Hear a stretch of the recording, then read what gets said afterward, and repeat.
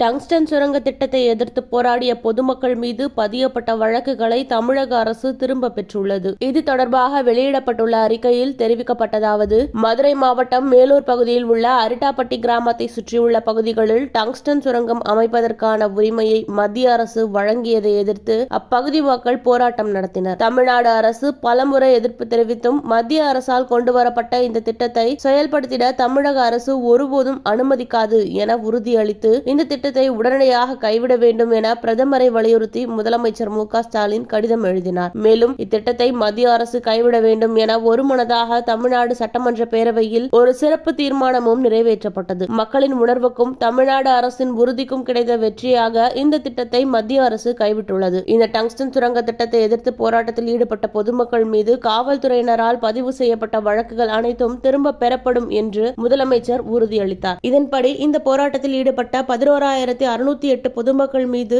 மதுரை நகரம், தல்லாக்குளம் மற்றும் மேலூர் காவல் நிலையங்களில் பாரதிய நியாய சங்கிதா திட்டம் 2023 கீழ் 3 பிரிவுகளில் பதிவு செய்யப்பட்ட 4 குற்ற வழக்குகளும் இன்று திரும்ப பெறப்பட்டுள்ளதாக அதில் தெரிவிக்கப்பட்டது.